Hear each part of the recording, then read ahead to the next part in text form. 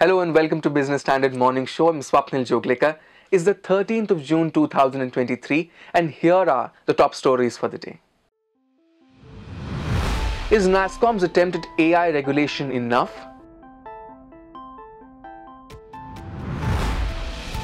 Are financial services providers licensed to spam?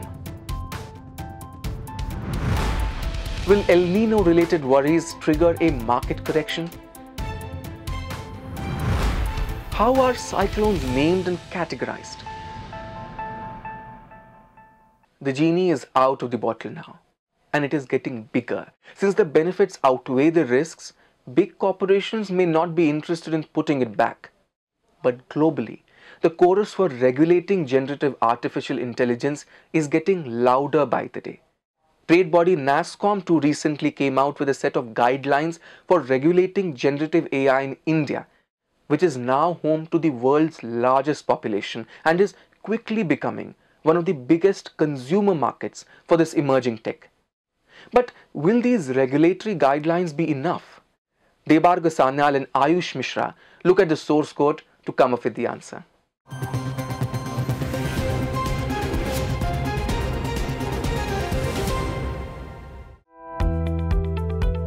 Can anyone stop the idea whose time has come?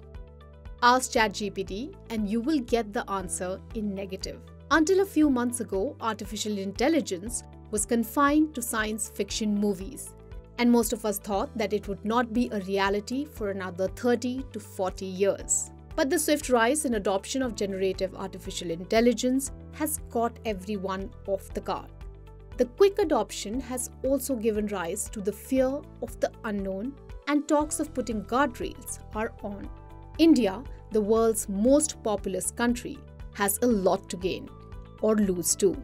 All depends on how the country adopts AI. While speaking at an event organized by a business daily, Sam Altman, the CEO of OpenAI, recently said that India should use its presidency of G20 to call for greater international conversation on regulating AI. Altman said that India could take the lead in conversations around global regulation for AI.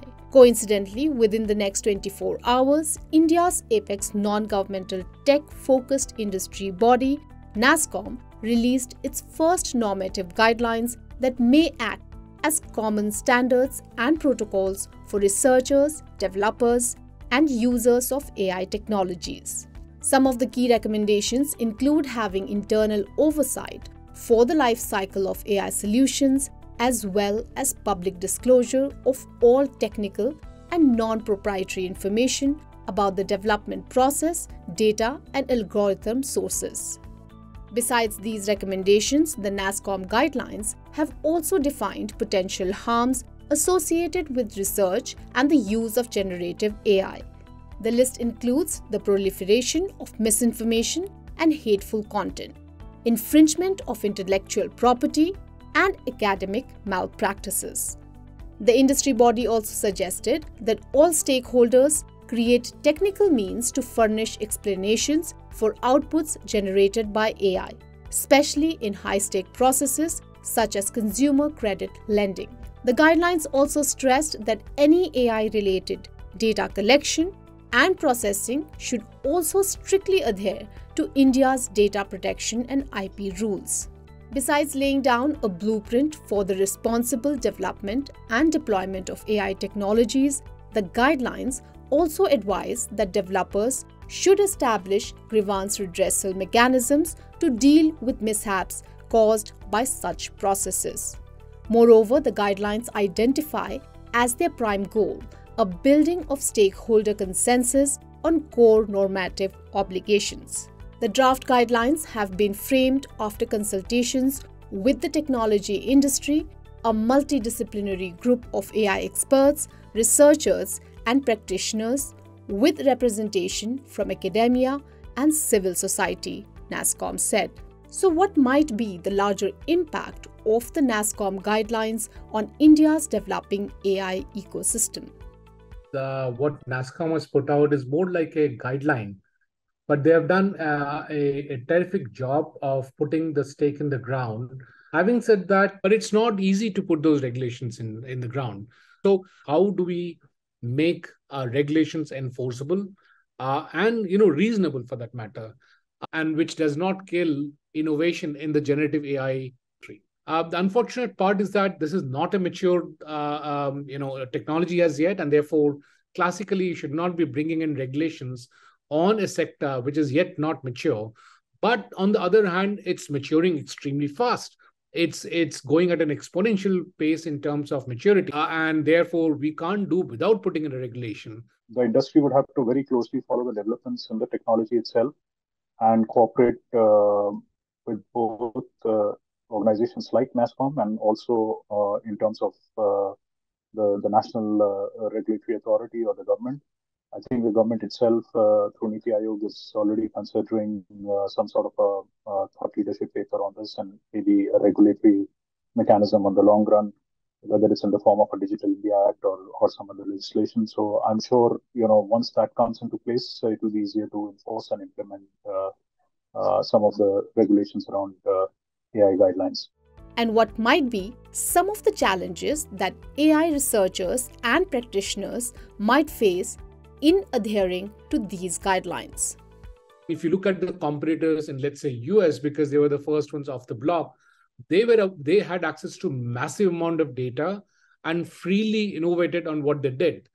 So if you bring in regulation too early, then we'll take away a lot of the bandwidth of the startups just looking behind their backs, and there is no possible enforcement that we can have, or at least one that we can think of that we can have right now. So 3 months, 6 months down the line, we will see that the Americans and possibly the Chinese will be way ahead, while we have bound ourselves up in terms of all kinds of regulations and international commitments and so on and so forth, while also starting off with the initial handicap of not having the same amount of data that our American counterparts will be having. And that's something that's really worries me. Obviously, because of the steep learning curve for generative AI, the guidelines would need to be, continuously updated. And this is, while on one hand it provides the flexibility for quickly evolving with the technology, but on the other hand, it also throws up challenges in terms of implementation, because if the guidelines are too broad and they are they're not specific, then implementation becomes a bit difficult. Experts therefore have hailed NASSCOM for taking the first step towards a regulatory framework on the nascent but rapidly evolving field of generative AI. However, they also point out that these guidelines are not enough, and a more detailed conversation involving government regulatory bodies will be necessary to enforce a smooth implementation, especially in a market like India, where the adoption of AI has been quite swift. She'll soon be quoted on the front page. Business Standard. The debate around generative AI has also thrown up questions around data privacy. With the recent massive hack on the AIMS servers, this question has now assumed an urgency. Tushar Verma sheds light on one of the prevalent misuses of our data: spamming, which is the scores of unwanted calls and messages that you get daily. So do financial services providers have a license to spam? Let's find out in our next report.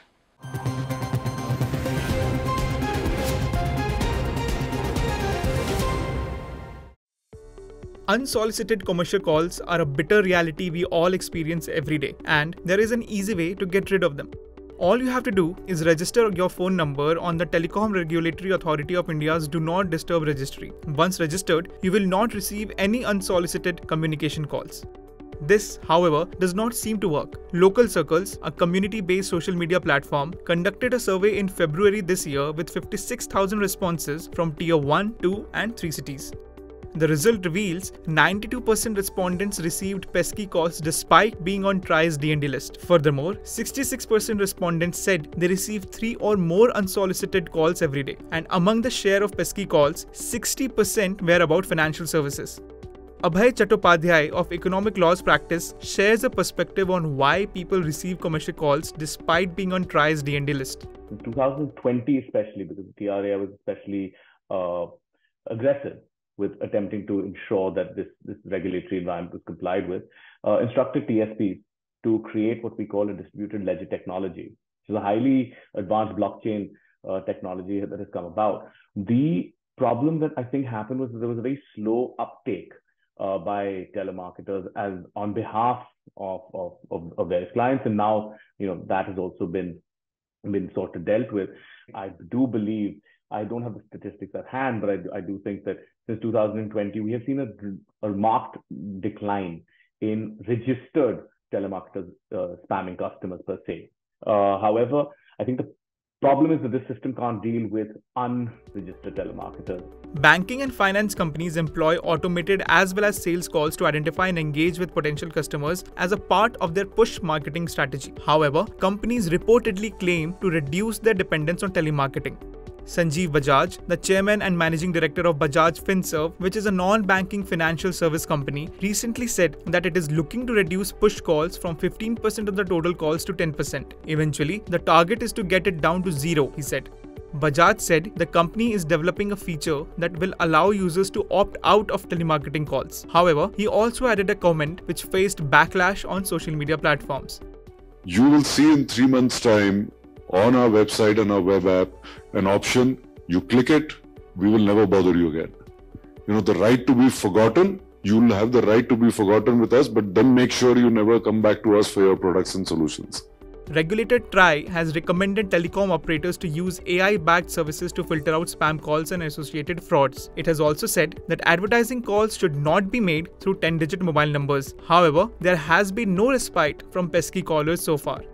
This begs the question, why do financial services providers call so much? Do they have a license to spam? Today we are in an attention economy.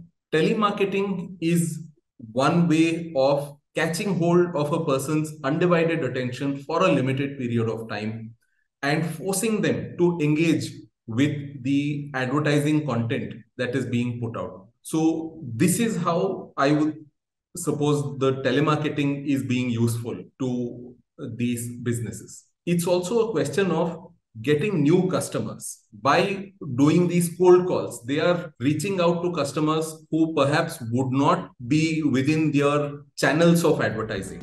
The problem is not just with telemarketers. There are about 250,000 authorized telemarketers registered on the Distributed Ledger Technology or DLT platform. But industry estimates indicate that the number of unregistered telemarketers is more than double the number of registered ones. Both TRAI and telecom companies are reportedly exploring various methods to deal with it. So far, none appear to be effective. Let's understand how this problem can be addressed.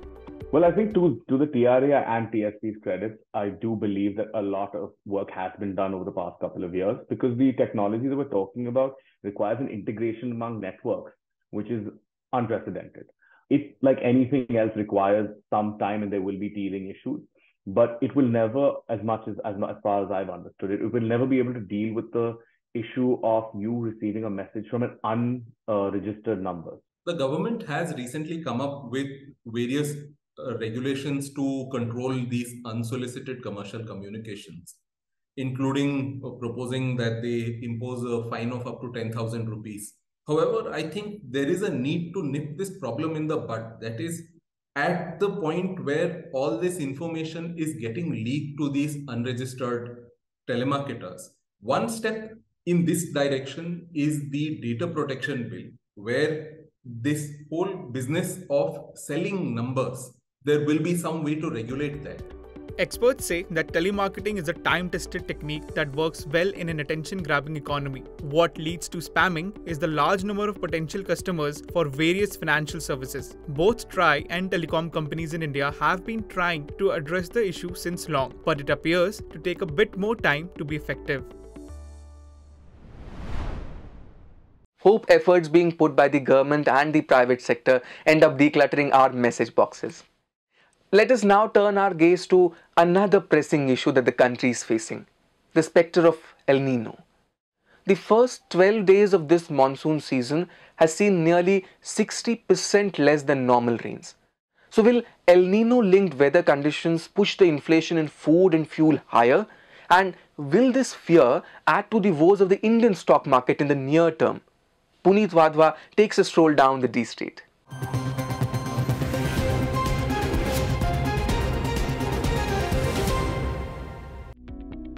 The S&P BSE Sensex has seen a good run thus far in CY23. However, as the monsoon season starting from June-July to September sets in, there are emerging risks of less than optimal rainfall due to El Nino. Analysts believe a subpar monsoon is the biggest near-term worry for the markets, which they have not yet fully priced in. Markets have run up almost 3,000 points in the last few weeks, and some correction or consolidation is due.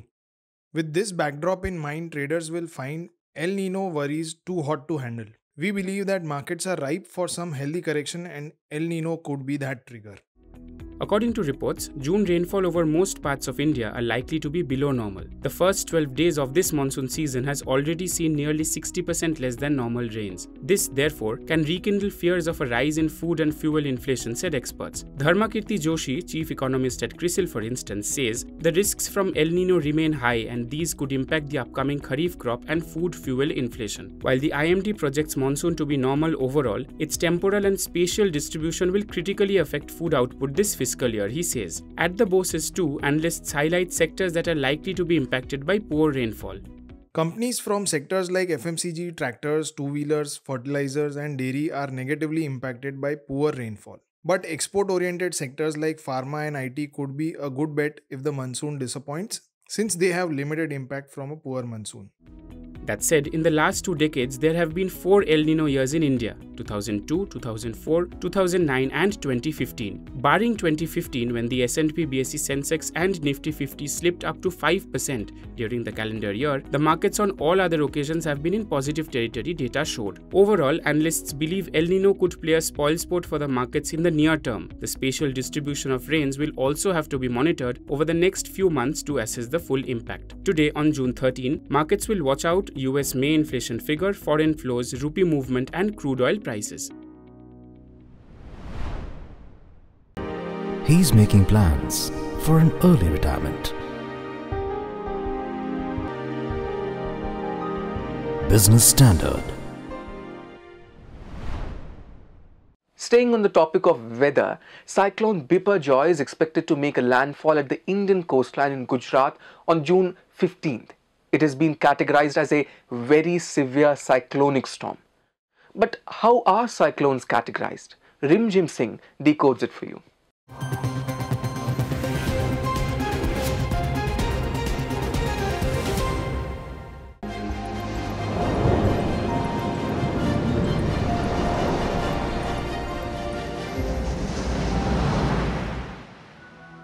Cyclones are broadly classified into 2 categories: extratropical cyclones, also called temperate cyclones, and tropical cyclones. Temperate cyclones occur between the latitudes of 30 and 60 degrees. The tropical cyclones, on the other hand, take place inside the tropics of 30 and minus 30 degrees. In India, tropical cyclones are more common. They usually hit the southern and southeastern coasts of the country.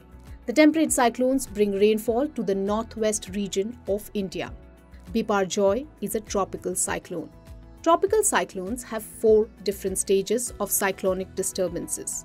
The first stage is a cyclonic storm with a maximum wind speed of 63 to 87 km per hour. The second stage is a severe cyclonic storm with a maximum wind speed of 88 to 117 km per hour. The third stage is a very severe cyclonic storm with a maximum speed of 118 to 220 km per hour. And the fourth stage is a super cyclonic storm with a wind speed of 222 km per hour and above. Cyclones are divided into 5 categories depending on wind speed. Category 1 cyclones have a wind speed of 120 to 150 km per hour and the damage capacity is minimal. Cyclones in Category 2 have a wind speed of 150 to 180 km per hour and the damage capacity is moderate. Category 3 cyclones have a wind speed of 180 to 210 km per hour and the damage capacity is extensive. Category 4 cyclones have a wind speed of 210 to 250 km per hour and the damage capacity is extreme. Finally, Category 5 cyclones have a wind speed of 250 km per hour and above and the damage capacity is catastrophic. The IMD names the cyclones developing over the North Indian Ocean, including the Bay of Bengal and the Arabian Sea, after following a standard procedure. The IMD is mandated to issue advisories to 12 other countries in the region on the development of cyclones and storms. These 12 countries are Sri Lanka, Bangladesh, Pakistan, Myanmar, Maldives, Iran, Oman, Qatar, Saudi Arabia, the UAE, Yemen, and Thailand. In 2000, a group of nations called the United Nations Economic and Social Commission for Asia and the Pacific decided to start naming cyclones in the region. After each country sent in suggestions, the panel on tropical cyclones finalized the list. The panel comprised Bangladesh, India, the Maldives, Myanmar, Oman, Pakistan, Sri Lanka, and Thailand. In 2018, it added 5 more countries: Iran, Qatar, Saudi Arabia, the United Arab Emirates, and Yemen. In April 2020, a list of 169 names was released for future tropical cyclones that would emerge in the Bay of Bengal and the Arabian Sea.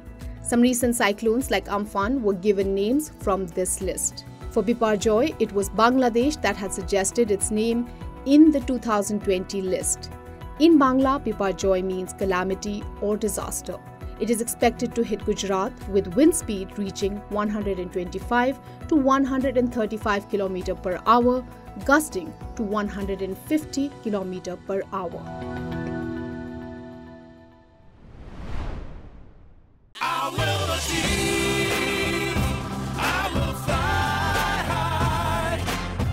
I am the NASSCOM. I'm backed by the nation's trusted bank, SBI, the banker to every Indian. And as we speak, a massive evacuation operation is underway in Gujarat and also in low-lying coastal areas in the southern Sindh province of Pakistan.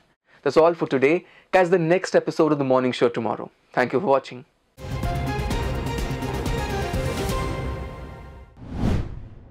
If you like this video, share it and subscribe to Business Standard. For more news, views and insights, log on to www.business-standard.com. Do also follow us on YouTube, Twitter, Facebook, Instagram, Telegram and LinkedIn.